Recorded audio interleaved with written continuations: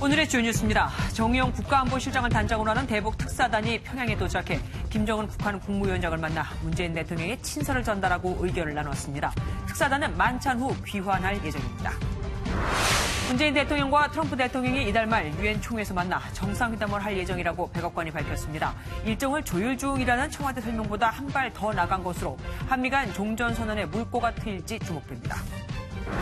정부와 여당이 이번 주 부동산 종합대책을 발표합니다. 3주택 이상 다주택자와 초고가 주택 소유자에 대한 보유세 강화, 주택 공급 대책 등이 담길 예정인 가운데 당정은 추석 직전 2차 대책도 발표할 예정입니다. MBN 단독 보도입니다. 초강력 태풍 제비가 일본 열도를 강타하면서 최소 11명이 숨지고 300여 명이 다쳤습니다. 오사카 간사이 공항이 완전히 물에 잠기면서 우리 국민 50명 등 5천여 명의 이용객이 한때 고립되기도 했습니다. 해양경찰관이 10대 미성년자를 성추한 혐의로 고소된 사건을 경찰이 무혐의로 결론냈습니다. 하지만 검찰은 범행이 의심된다며 기소해 경찰의 편파 수사 의혹이 제기되고 있습니다. MBN 단독 보도입니다. 2009년 6명의 목숨을 앗아간 용산 참사와 관련해 당시 경찰이 위험을 알고도 안전조치 없이 진압을 강행했다는 진상조사 결과가 나왔습니다. 이때 경찰은 용산 참사에 대한 우호적인 여론 조성을 위해 사이버 댓글 요원도 동원했던 것으로 확인됐습니다. 평양에 도착한 대북 특사단이 현재 북측에 마련한 만찬을 하고 있습니다. 청와대는 특사단이 김정은 위원장에게 친서를 전달하고 의견을 나눴다고 밝혔습니다. 청와대 취재기자 연결합니다. 최중락 기자. 네, 청와대 춘추관입니다. 예, 지금도 만찬이 진행 중일 것 같은데 김정은 위원장 여기에 참석했습니까? 네, 청와대가 만찬이 진행 중이라고 저녁 6시 30분, 현재 1시간 정도가 지났는데 지금도 만찬이 이루어지고 있는 것으로 보입니다. 김정은 위원장의 참석 여부, 아직까지는 확인이 되지 않았습니다. 하지만 청와대는 김정은 위원장이 오찬에는 참석하지 않았다고 말해 만찬에는 왔을 가능성이 있어 보입니다. 오늘 대북특사단이 평양에서 2번에 걸쳐서 전달해온 내용을 정리해드리면 방북특사단은 오늘 김정은 위원장과 만나 친서를 전달하고 의견을 나눴으며 만찬 뒤 출발할 예정으로 방북 결과 브리핑은 내일 할 예정이라고 밝혔습니다. 방북 결과를 내일 브리핑할 것이라고 설명하면서 밤늦게 귀국할 가능성이 커 보입니다. 아직은 오찬을 누구와 함께 했는지, 언제 김 위원장에게 친서를 전달했는지는 확인되지 않고 있습니다. 대북특사단은 아침 9시에 평양에 도착했고 10시에는 고려호텔로 이동해 김영철 노동당 부위원장과 20분간 면담을 했습니다. 10시 22분 공식 면담을 위해 다른 장소로 이동한다고 전해왔는데 이때 김 위원장을 만나서 친서를 전달했을 가능성도 있습니다. 예, 아무래도 가장 관심이 가는 건 북한과 완전한 비핵화 얘기를 과연 나눴을까 하는 겁니다. 어땠을까요? 아직까지 김정은 위원장과의 대화 내용은 전해지지 않고 있습니다. 이번 대북특사단의 방문 목적은 크게 두 가지입니다. 9월 평양 남북정상회담 일정을 확정하고 교착 상태에 빠진 북미 간의 비핵화 협상을 풀어내는 겁니다. 만찬까지 이어지는 것으로 봐서는 분위기가 좋다고 예측이 돼서 남북정상회담 일정은 확정하고 비핵화 얘기를 나눴을 것으로 보입니다. 정의용 실장은 어제 한미 정상통화 자리에 배석했기 때문에 누구보다 트럼프 대통령의 의중을 잘할 것으로 예상됩니다. 트럼프 대통령의 비핵화 부분에 대한 필요성과 의지를 김 위원장에게 전달했을 가능성이 있는 겁니다. 물론 정 실장도 북한의 체제 보장과 종전 선언에 대한 입장을 듣고 조만간 워싱턴을 방문할 것으로 보입니다. 정 실장은 오늘 밤 늦게 귀국해서 곧바로 이곳 청와대에서 문재인 대통령에게 관련 내용을 보고할 예정입니다. 지금까지 청와대 춘추관에서 MBN 뉴스 최중락입니다. 대북 특사단의 방북에 대해 미국은 내심 그 결과를 기대하는 분위기입니다. 하긴 완전 교착 상태인 북미 관계를 뚫을 길은 지금 이것밖에 없으니까요. 백악관의 브리핑 내용을 보면 이런 분위기가 확실히 감지됩니다. 김희경 기자입니다. 어젯밤 약 50분간 진행된 문재인 대통령과 도널드 트럼프 미국 대통령 간의 통화. 백악관은 이후 대변인 성명을 통해 문 대통령이 트럼프 대통령에게 김정은과의 만남을 위해 특사단을 보내는 것이라고 밝혔다고 전했습니다. 그리고 특사단의 김 위원장 면담 내용을 트럼프 대통령에게 설명해 주기로 했다는 겁니다. 청와대가 김정은과의 면담 일정이 확정되지 않았다고 신중하게 발표한 것과 달리 백악관은 면담을 당연시하는 모양새입니다. 백악관은 또 두 정상이 북한의 최종적이고 완전하게 검증된 비핵화 달성을 위해 진행 중인 노력에 대해 논의했다고 밝혔습니다. 청와대가 남북관계 개선이 한반도 비핵화에 기여할 것이며 트럼프 대통령도 성과를 기대한다고 답했다고 말한 것과는 미묘한 차이가 있습니다. 미국 정부는 특사단 방북으로 비핵화 협상의 돌파구가 마련되기를 내심 기대하는 분위기입니다.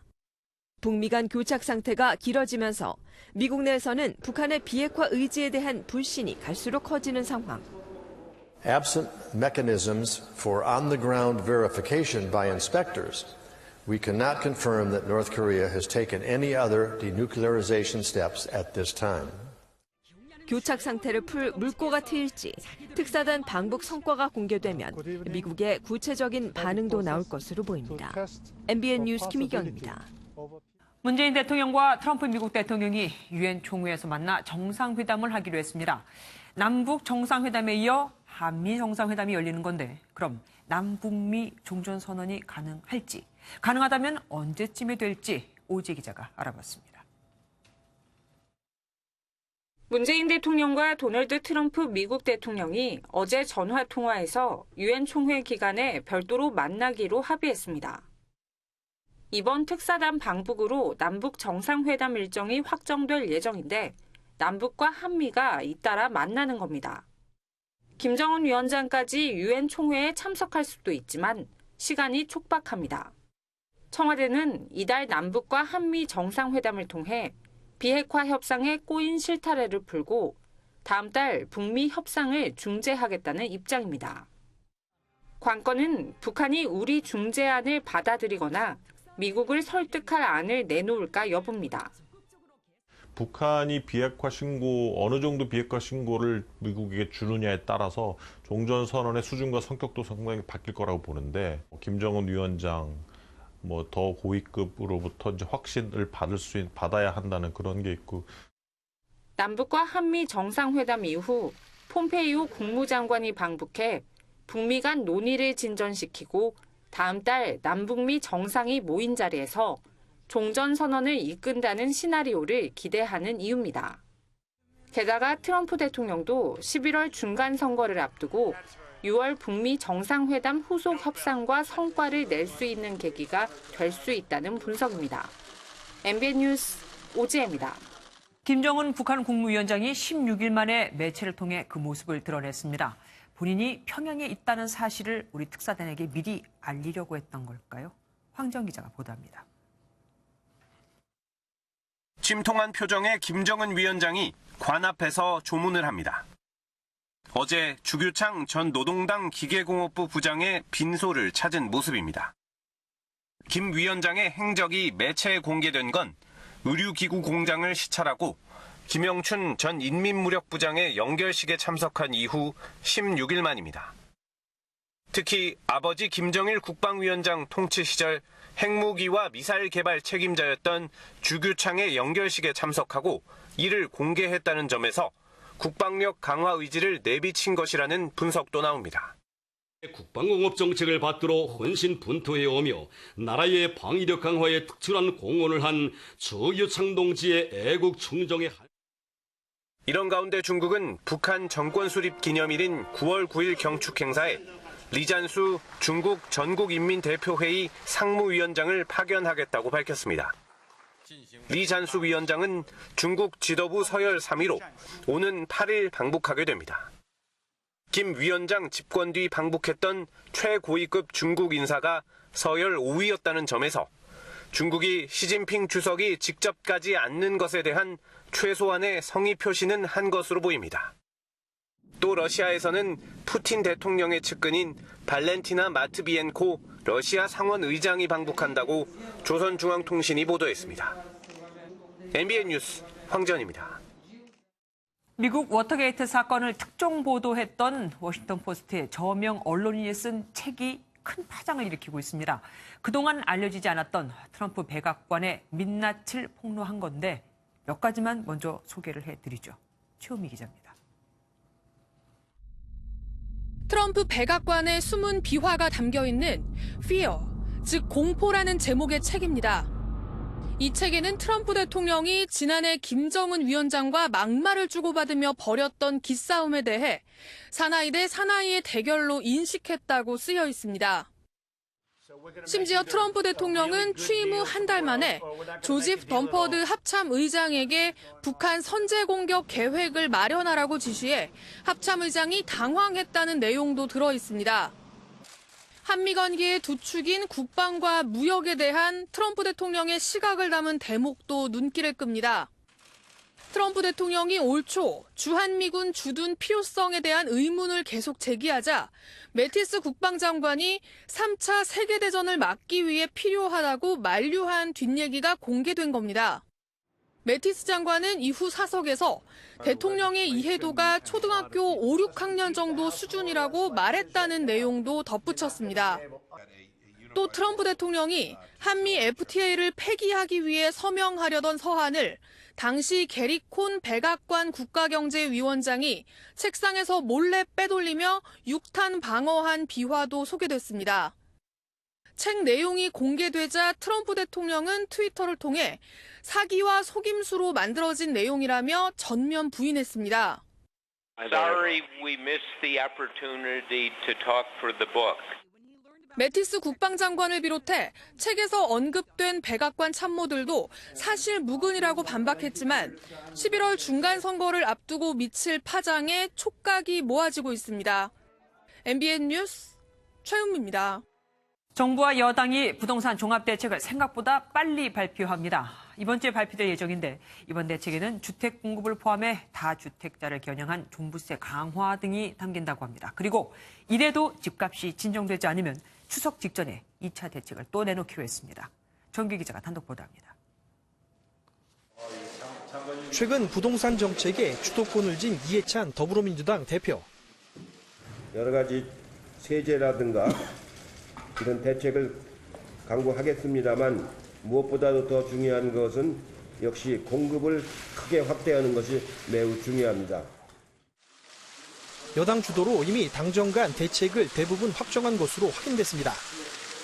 특히 조속한 집값 안정을 위해 시기를 크게 앞당겨 추석 전이 아닌 이번 주 안으로 부동산 종합대책을 내놓기로 하고 청와대와 최종 조율을 하고 있습니다. 이번 대책에는 주택 공급을 포함해 다주택자 등에 대한 종부세 강화, 양도세 실거주 요건 강화 등이 종합적으로 담길 예정입니다. 가장 관심을 끄는 주택 공급 방안은 1차적으로 그린벨트 해제 등을 통해 서울을 포함한 서너 곳에 택지를 조성할 것으로 알려졌습니다. 이를 통해 5만 호 안팎의 주택을 공급하고 추가 택지가 확보되는 대로 시장 상황에 맞춰 입지와 규모를 추가로 공개합니다. 종부세 인상과 관련해선 의원 입법을 통해 3주택 이상은 최대 2.8%인 정부안을 추가로 최대 0.5%포인트 정도 높이는 방안을 최종 조율하고 있습니다. 일시적 1가구 2주택자의 양도세 비과세 기간을 2년으로 줄이고 청약 조정 지역 내 1주택자의 양도세 비과세 거주 기간은 2년에서 3년으로 늘리는 안은 포함 여부를 막판 고심 중입니다. 당정은 이번 종합대책에 이어 추석 직전 추가 주택 공급 방안 등을 담은 2차 부동산 대책을 내놓을 계획입니다. MBN 뉴스 정규혜입니다. 서울시의 그린벨트를 풀 수 있는 권한은 서울시장에게 있습니다. 하지만 전에도 박원순 시장은 그린벨트를 풀자는 국토부의 요청을 거부했었습니다. 그런데 다시 또 정부에서 그린벨트 해제를 논한다고 하죠. 박원순 시장이 어떻게 나올까요? 정설민 기자입니다. 39가구가 살고 있는 서울 서초구 내곡동의 한 마을입니다. 3층이 넘는 건물을 찾아볼 수 없습니다. 이곳 탑성마을은 40년 넘게 그린벨트로 묶여 있는데요. 바로 뒤쪽에 아파트 단지가 들어선 것과 대조되는 모습입니다. 정부가 그린벨트 해제를 검토하면서 이곳은 벌써부터 기대가 큽니다. 전답에다 저 아파트를 다 지었잖아요. 그렇기 때문에 이 주택도 저렇게 높이 질 수 있게 풀어줘야지 정당한 건데. 강남구 세곡동과 은평구 불광동 등도 후보지로 거론되고 있습니다. 줄곧 그린벨트 해제를 반대해온 서울시는 정부가 강하게 밀어붙이자 한 발 물러서는 모습입니다. 그린벨트는 미래 세대를 위한 최후의 보루지만 정부의 공식 요청이 있으면 협의할 수 있다고 밝혔습니다. 박원순 시장은 민선 7기 시정 운영 계획을 다음 주 목요일 발표할 예정이었지만 추석 연휴 이후로 미뤘습니다. 부동산 시장이 심상치 않은 상황에서 중앙정부와 개발 관련 내용을 조율할 것이라는 관측이 나옵니다. MBN 뉴스 정사희민입니다. 집값이 며칠 만에 또 얼마가 올랐다. 이젠 흔히 들리는 얘기죠. 이 때문에 요즘 잠을 잘 못 자는 사람이 있습니다. 바로 김현미 국토교통부 장관입니다. 야당 대표를 만난 자리에서 쓴 소리를 들으며 분양원가 공개도 시사했는데 분양원가를 공개하면 건설사가 아파트를 짓지 않으려고 할 수도 있죠. 산 넘어 산입니다. 김수영 기자입니다. 당대표로 선출된 손학규 바른미래당 대표를 예방한 김현미 국토교통부 장관. 집값 이야기가 나오자 손 대표가 기자에게 질문을 던지며 간접적으로 날을 세웠습니다. 기자들 국토부 장관 잘해요? 어때요? 못한다고 지금 난리가 났습니다. 오르는 집값에 고민도 토로합니다. 주택정책이 제일 아픈 선곡 같은 거죠. 그래서 한시도 있지 않습니다. 잠도 잘 못 자고. 정동영 민주평화당 대표를 예방한 자리에서는 분양원가 공개를 시사했습니다. 분양원가 공개라든지 이런 게 안 되면 말하자면 집값에다가 기름 붓는 거예요. 그래서 정 안 되면 그 시행령으로. 제가 작년에 그 말씀 드렸잖아요. 시행령으로 하겠다고. 그러니까 법 계류 상태에서는 못하는 거예요. 할 수 있습니다. 12개로 축소된 분양원가 공개 항목을 61개로 늘리는 법안도 국회에 제출돼 있지만 법 개정 없이 정부의 의지로도 확대가 가능합니다. 이미 경기도는 경기도시공사와 민간건설업체가 공동 분양한 아파트의 분양원가를 추가로 공개하기로 하면서 선제 대응에 나섰습니다. 하지만 분양원가 공개가 장기적으로 주택 공급에 악영향을 끼친다는 주장도 제기되고 있어 정부가 언제 어떤 방법으로 꺼내들지 관심입니다. MBN 뉴스 김수영입니다. 얼마 전 서울의 한 아파트가 평당 1억 원에 거래됐다는 뉴스가 있었죠. 그래서 사실 여부를 확인하려고 했더니 어딘지 나오질 않습니다. 지금도 어느 부동산에서 누가 사고 팔았는지 확인이 되질 않거든요. 이 와중에 허위 정보로 집값을 더 올리려고 했던 걸까요? 정주영 기자입니다. 한강변을 마주한 1,600세대 규모의 아파트 단지. 최근 80제곱미터 매물이 24억 5천만 원에 팔렸다는 소문이 파다했고 대부분 언론에서도 기정사실로 보도했습니다. 진짜 거래됐다면 3.3제곱미터당 1억 106만 원, 평당 1억 시대를 연 셈입니다. 지금도 25억 원짜리 매물이 비밀리에 나와 있다며 실제 거래가 맞다는 일부 주장도 여전히 있는 상황. 그러나 현장을 가봤지만 누가 사고 팔았는지는 여전히 확인되지 않았습니다.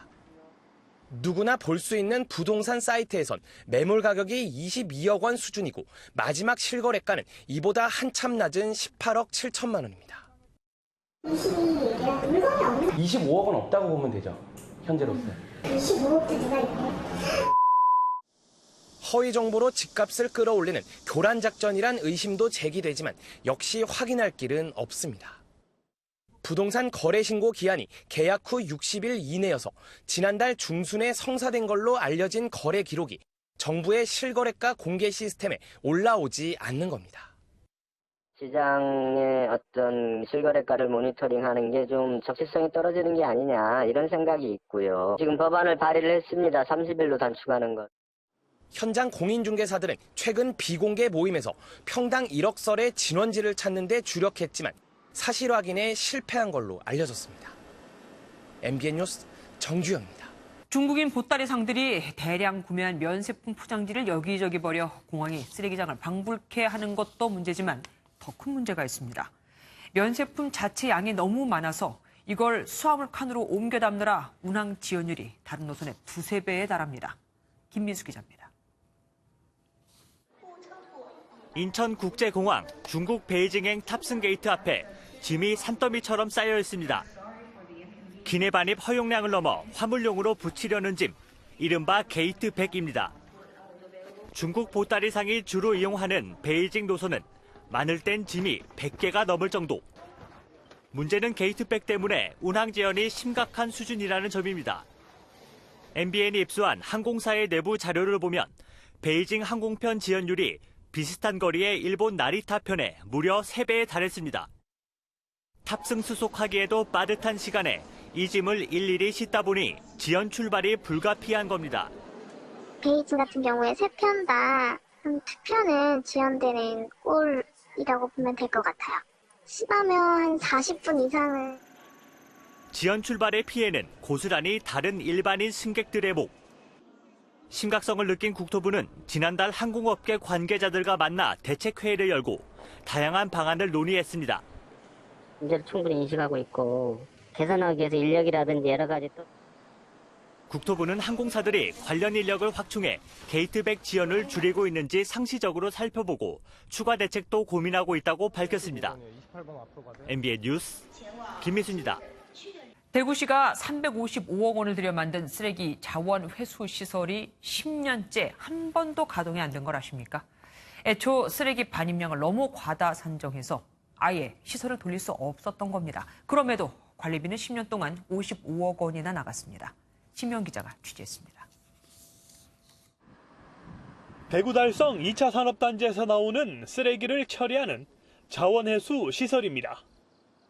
지난 2008년 하루 70톤을 처리하는 소각장과 발전 설비, 17만 톤 규모의 매립장을 완공했습니다. 투입된 세금만 무려 355억 원. 그런데 시설 내부는 거미줄의 먼지, 비둘기 배설물 천지입니다. 가동 한번 못하고 방치된 탓입니다. 예측과 달리 하루 처리량이 20톤도 되지 않아 가동할 일이 없었기 때문입니다. 50여 톤 정도로 이제 가동을 보고 여유를 두고 이제 10톤도 이제 건설을 했습니다. 확보 여부가 어려운 부분이 있어서 아마 10년간 관리비로도 55억 원의 혈세가 날아갔습니다. 일정 규모 이상의 폐기물량이 나와야 되는데 금간 한 5에서 7억 정도가 시설을 이제 유지 관리를 그렇다고 해서 놔둘 수는 없거든요. 대구시 공무원 2명은 단순 경고만 받았습니다. 제대로 된 조사와 검증도 그치지 않은 대구시의 자원회수시설. 400억 원이 넘는 혈세만 날렸지만 누구 하나 책임지는 공무원은 없습니다. MBN 뉴스 심우영입니다.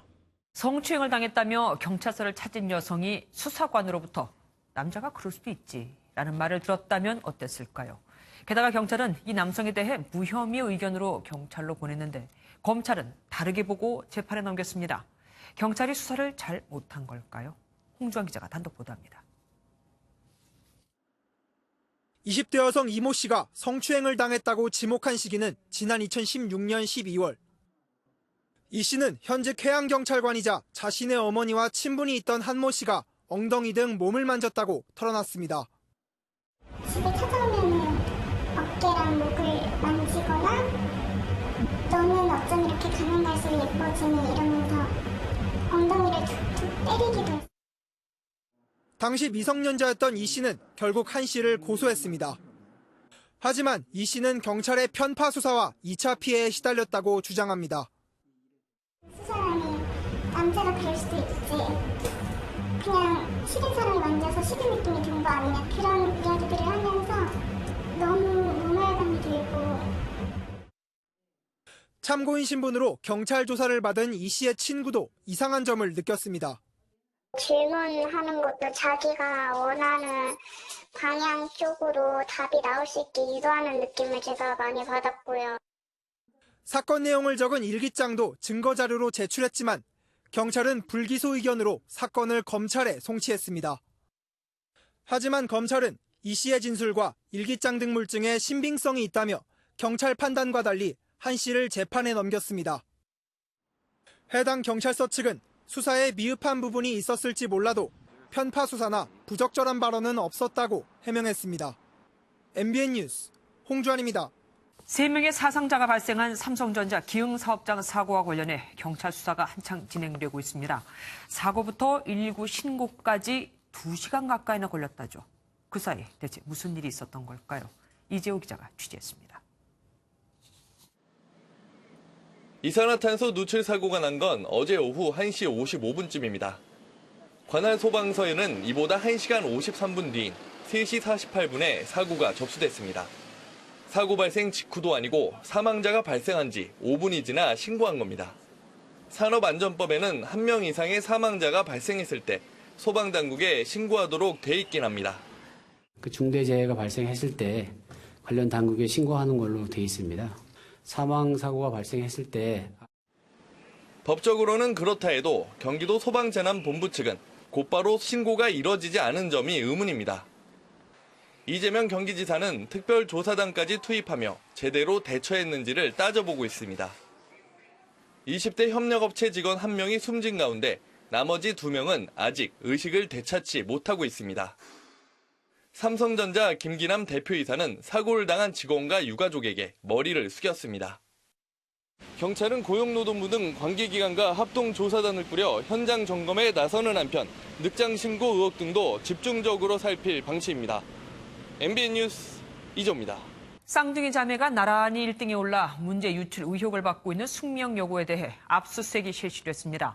교육청이 못 찾은 물증을 과연 경찰이 찾아낼 수 있을까요? 강세영 기자입니다. 양손에 상자를 든 경찰 수사관들이 학교에서 나와 차를 탑니다.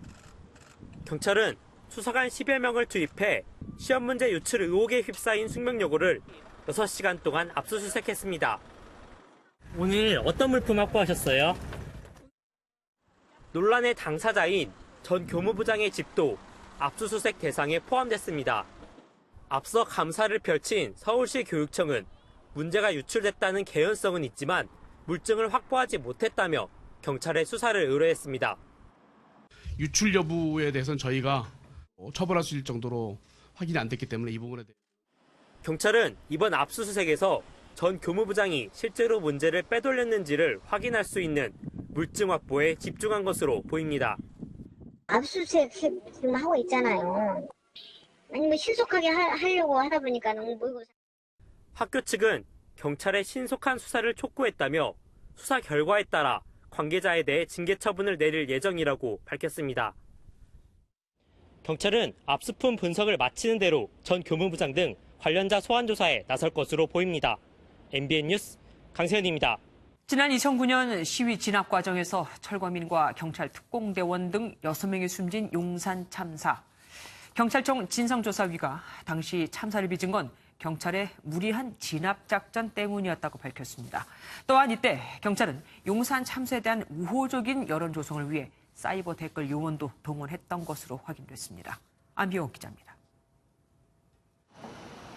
서울 용산구 재개발 사업과 관련해 이주 대책을 요구하며 농성을 벌이던 철거민을 경찰이 강제 진압하면서 벌어진 용산 참사. 당시 대형 화재가 발생해 철거민 등 6명이 숨지고 24명이 다쳤습니다. 시위 참가자들은 재판 끝에 불법 시위 혐의가 확정돼 사법 처리됐습니다. 하지만 사건 발생 9년 만에 진행된 경찰 진상조사에서 용산 참사는 당시 경찰이 안전대책 없이 무리하게 진압을 강행해 발생했다고 결론났습니다. 저희들 판단에는 조기 진압을 목표로 해서 안전이 희생된 사건이다라고 판단을 합니다. 사건 직후 경찰은 정당한 공무집행이라는 여론을 조성하려고 인터넷 댓글을 작성한 사실도 드러났습니다.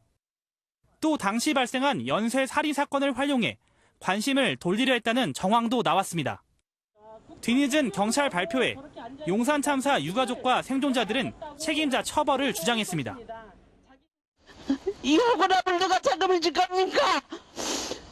김석기는 꼭 책임을 져야 될 것입니다. 6개월에 걸친 조사 결과를 발표한 진상조사위는 경찰의 유가족에 대한 사과와 재발 방지 대책을 내놓으라고 권고했습니다. MBN 뉴스 안병욱입니다. 김성태 자유한국당 원내대표가 현 정부의 소득주도 성장 국판을 걷어치우라며 그 대안으로 출산주도 성장을 제시했습니다. 출산 장려금으로 2천만 원씩 주자고요. 공무원 증원 예산을 여기에 쓰자는 겁니다. 최영규 기자입니다.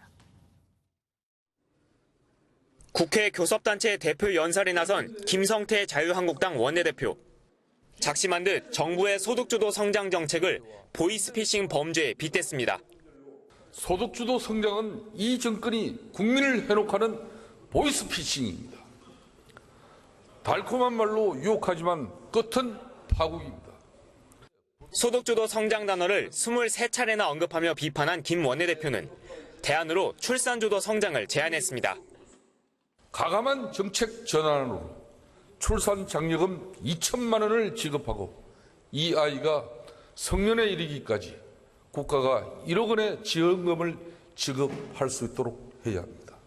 이를 위해 현재 아동수당 등의 예산을 통합 운영하면 앞으로 20년 동안 총 356조 원의 예산이 소요될 것이라고 밝혔습니다. 정부가 공무원을 17만 4천 명을 증원하는 데 소요되는 예산이 330조 원인데 이를 저출산에 투자하자는 겁니다. 여당은 김성태 원내대표의 주장이야말로 보이스피싱이라고 맞받았습니다. 논리도 없이 비난으로 일관하는 반대 중독 정당 자유한국당이야말로 국민을 대상으로 한 보이스피싱을 멈추기 바랍니다. 한편 한국당을 뺀 여야 4당은 김성태 원내대표의 거침없는 연설에 대해 품격 없는 연설이었다며 맹공을 퍼부었습니다. MBN 뉴스 최영규입니다. 국회 본회의장 하면 빠질 수 없는 게 있죠. 바로 반말과 고성. 오늘도 예외가 아니었습니다. 이동석 기자입니다. 마지막 발언을 이어가던 김성태 원내대표가 갑자기 예정에도 없던 문희상 국회의장을 거론합니다. 어떻게 입법부 수장께서 블루하우스 스피커를 자처하십니까? 판문점 선언 국회 비준을 언급한 문 의장을 향해 품격과 균형 감각을 상실했다고 정면으로 비판한 겁니다. 본회의장은 반발과 고성이 이어졌고 문 의장 역시 불쾌감을 드러냈습니다. 제 의회 의장 임기 동안 청와대나 정부의 말에 휘둘리는 그런 일이 있으면 제 정치 인생을 몽땅 다 걸겠습니다. 김 원내대표의 청와대 스피커 발언 논란도 잠시, 이후 국회의장 5당 대표 오찬 회동은 화기애애한 분위기 속에 진행됐지만 여야의 입장차는 여전했습니다. 판문점 선언 비준 문제, 또 선거법 문제, 정치개혁 문제, 주로 이번 정기국회 문제, 그런 것들 일반적인 서로 의견을 그냥 협조를 당부하셨죠. 그러나 결론은 없고. 국회의장과 여야 5당 대표는 매달 한 차례 오찬 회동을 하는 등 협치 국회를 약속했지만 판문점 선언 비준 동의안 등에 대해선 평행선을 달렸습니다.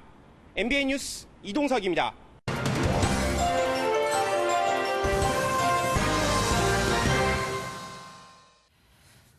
푸드 오너, 누들 플랫폼, 무슨 뜻일까요? 또 K-스타일 허브, 레츠런 파크 같은 건 대체 뭐 하는 곳일까요? 세계 최고의 문자, 이 한글을 가진 우리나라의 공공기관 또는 지자체가 지은 정책명과 기관 이름들입니다. 포토오너는 인천시민혁신단, 누들 플랫폼은 국수문화체험장, K-스타일 허브는 한국문화체험관, 레츠런 파크는 경마공원. 쉽고 편하게 부를 수 있는 말이 이렇게 있음에도 굳이 영어를 쓰는 이유. 글로벌 시대에 부합한다는 이유도 있겠지만 그보단 영어를 쓰면 좀 있어 보인다는 폼재기 아닐까요? 프라이드 경북, 아이 서울 유 같은 지자체 슬로건에다 K-워터, 코레일, LH 같이 이름을 아예 영어로 바꿔버린 공공기관들까지, 거기다 전국 곳곳에 있는 테크노파크, 바이오산업연구원 등등. 이러니 정부와 지자체에서 발표하는 공문엔 영어와 한문이 온데 뒤섞여서 정책은커녕 무슨 말인지조차 이해하기 힘든 경우가 수두룩합니다. 현행법상 공문서는 한글로 작성하는 게 원칙인데도 말이죠. 프랑글레를 막아야 한다. 1994년 프랑스 국회는 프랑스어 사용에 관한 법안을 통과시켰습니다. 같은 의미의 말이 프랑스어에 있을 경우 외국어 사용을 금지하고 프랑스어를 사용하도록 의무화한 겁니다. 그리고 이를 위해서 빈번하게 사용되거나 오용되는 외국어 3,500개 단어를 프랑스어로 옮긴 사전을 편찬해 정부와 공공기관에 다 먼저 배포했습니다. 덕분에 프랑스인에겐 언어는 곧 민족이라는 의식이 더 강하게 심어졌죠. 세종대왕이 한글을 만든 건 백성이 글을 몰라 제 할 말을 제대로 표현하지 못함이 안타까워서였습니다. 그런데 한글을 다 알고 있음에도 국민들이 나라의 정책을 제대로 이해하지 못한다면 그건 정책을 제대로 전달하지 못하는 이 관료들 잘못이 아닐까요? 한글을 씁시다가 아니라 먼저 써서 보여주는 진짜 있어 보이는 솔선수범의 자세를 기대해 봅니다. 뉴스초점이었습니다.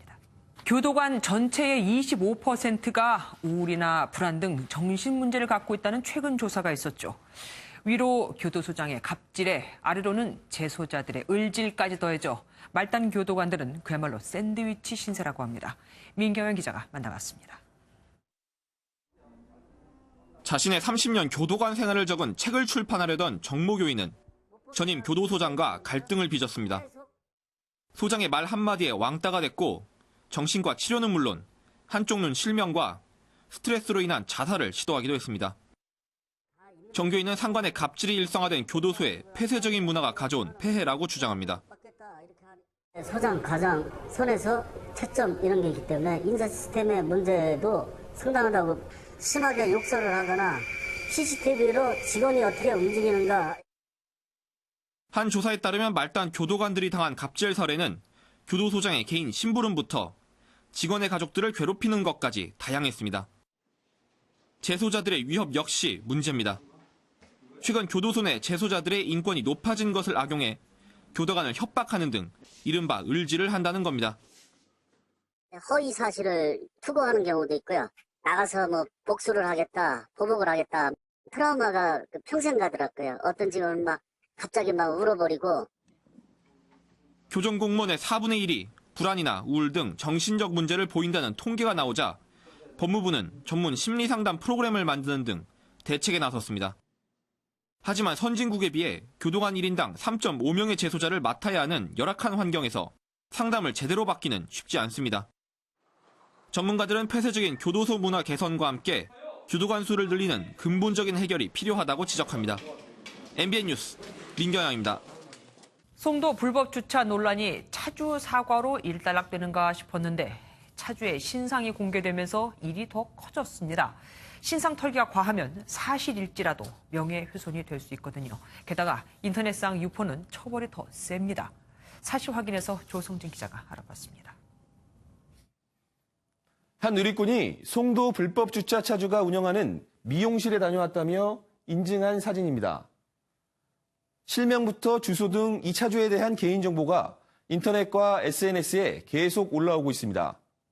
이처럼 사건 당사자의 개인정보를 인터넷에 공개하는 것이 법적으로 아무 문제가 없을까요? 답은 있다입니다.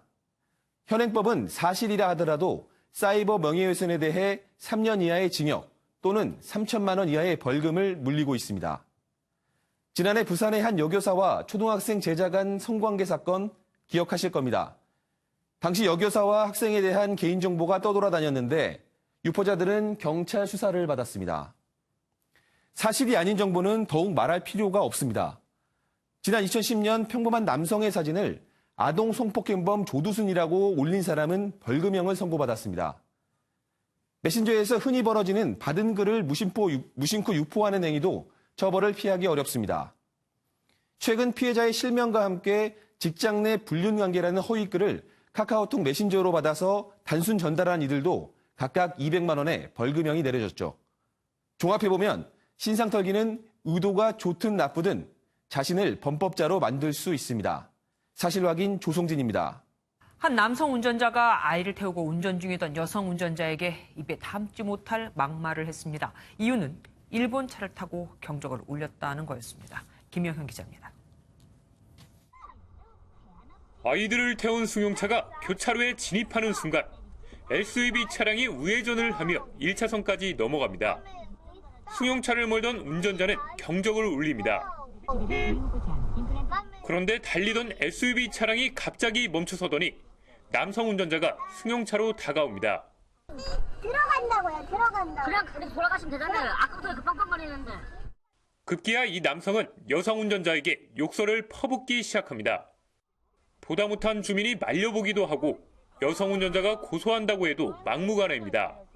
일본도 타고 행성이라도 일본 사람이지. 여성 운전자는 남성 운전자를 모욕죄로 고소했습니다. 남편이 아내를 대신해 형사조정에 출석했지만 남성 운전자는 참석하지 않았습니다. 조사에서는 기분 나쁘고 징용 갔다 오는 그런 얘기도 있고 하니까는. 여성 운전자의 남편은 민사소송까지 내겠다고 한 것으로 전해졌습니다. MBN 뉴스 김영현입니다. 터미널에 가만히 앉아 버스를 기다리고 있던 사람들에게 느닷없이 버스가 돌진해왔습니다. 차와 승객 사이 경계석이 조금만 더 높았더라도 사람이 죽지는 않았을 겁니다. 강진우 기자입니다. 경남 거제의 한 버스터미널 승강장으로 버스가 들어옵니다. 속도를 줄이지 않더니 의자에 앉아있던 시민들을 그대로 덮칩니다. 날벼락 같은 사고로 중학생 1명이 숨지고 2명이 중경상을 입었습니다. 운전자는 브레이크를 좀 깊게 밟아야 되는데 아마 얕게 밟아서 제대로 정지를 못하고 안되겠다고 이야기했습니다. 운전 부주의가 가장 큰 원인이었지만 차와 승객을 분리시켜주는 경계석도 문제였습니다. 버스 승강장과 야외 대기석 사이에는 이처럼 경계석이 마련되어 있었지만 높이가 10cm밖에 되지 않아 사고를 막을 수 없었습니다. 버스의 바퀴 높이를 고려한다면 이런 경계석은 있으나 마나입니다. 조금만 말하면 차가 못 뜬다니까요, 그냥.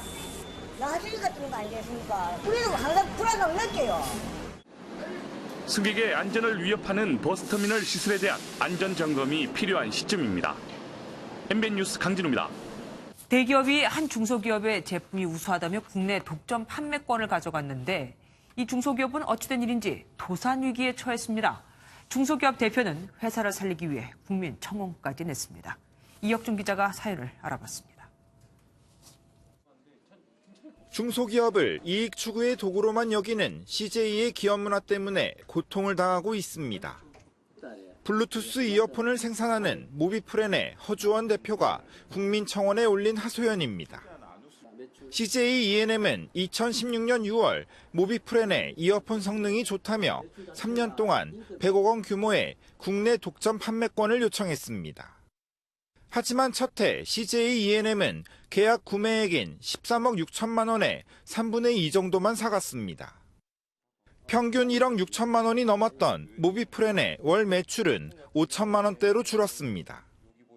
문재인 정부가 출범해 대기업들의 횡포를 문제 삼자 지난해 5월 CJ E&M은 갑자기 계약했던 미구매 물량을 전량 구입했습니다. 문제는 이를 제대로 팔지 않고 75억 원어치의 이어폰을 그냥 창고에 쌓아뒀다는 겁니다.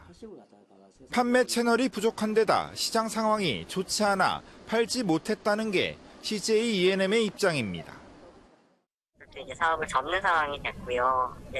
이쪽 시장에서의 전체적인 변화들이 되게 큰 거였고 해보려고 했던 것들이 잘 안 되는 그런 것들이 되게 결국 대기업이 독점 판매하겠다는 말만 믿었던 중소기업은 판로 자체를 잃게 됐습니다.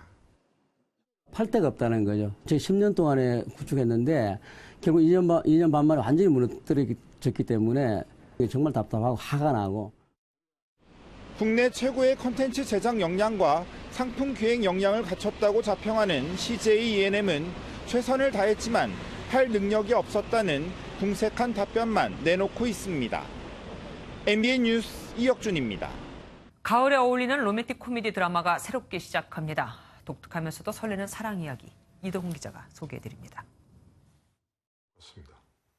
3년 전 사고로 인해 자고 나면 전날의 기억이 사라지는 단기 기억 상실증, 이른바 신데렐라 기억장애를 앓는 남자 공마성. 남부러울 것 없는 재벌 후계자이지만 매일 아침 어제의 기억을 빠짐없이 되새깁니다.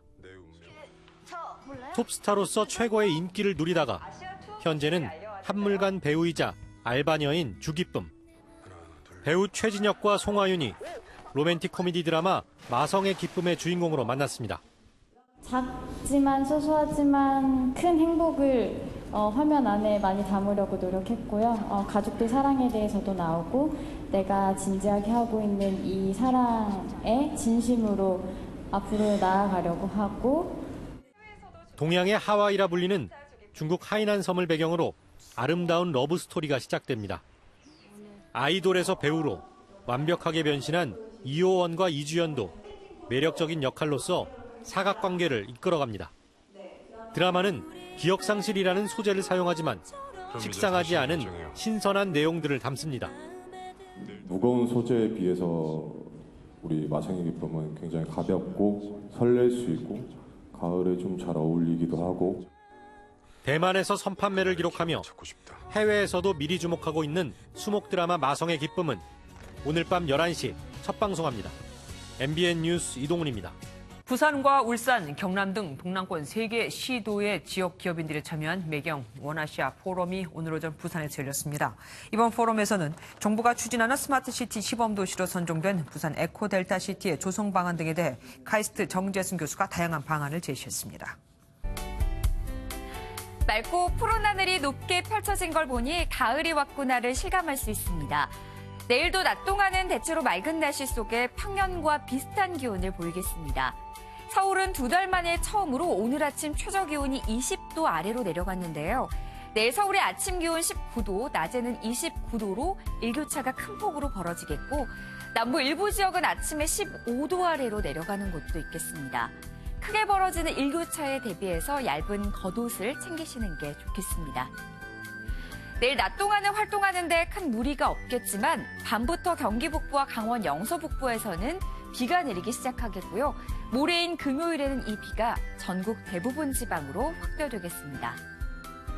밤사이 중부 내륙에서는 복사 안개가 매우 짙게 끼겠습니다. 남부지방 대구의 한낮 기온 29도, 울산은 28도가 예상됩니다. 동해안 지역 오전까지 바람이 다소 강하겠고 강릉의 아침 기온은 20도를 가리키겠습니다. 금요일 전국에 가을비가 지나고 나면 조금 더 선선해질 전망입니다. 날씨였습니다. 뉴스팔이 선정한 이한장의 사진입니다. 미인 선발대회 미스 잉글랜드에 처음으로 히잡을 쓴 무슬림 여성이 등장을 했습니다. 이전에도 무슬림 여성이 대회에 나온 적은 있지만 히잡 대신 스카프를 써서 최대한 아름답게 보이는데 초점을 맞췄었죠. 그런데 20살의 사라 이프테카르는 아름다움에는 정의가 없다며 히잡을 쓴 채 모두가 각자의 방식대로 아름답다라는 말을 남겼습니다. 우리로 치면 미스 진에는 선발되지 못했지만 진정한 미의 여신은 그녀라는데 별다른 이의가 없을 듯합니다. 뉴스팔 여기서 마치겠습니다. 함께해 주신 여러분 고맙습니다.